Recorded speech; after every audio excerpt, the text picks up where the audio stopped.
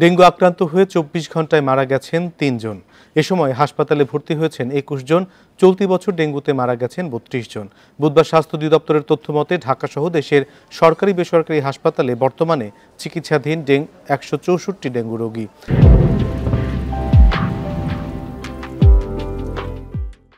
এদের মধ্যে সবচেয়ে বেশি বরিশালে ৫ জন।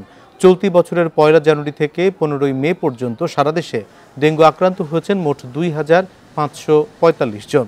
ঢাকা সিটি কর্পোরেশন এলাকায় ৮৫১ জন। হাসপাতাল থেকে ছাড়া পেয়েছেন ২,৩৭৭ জন।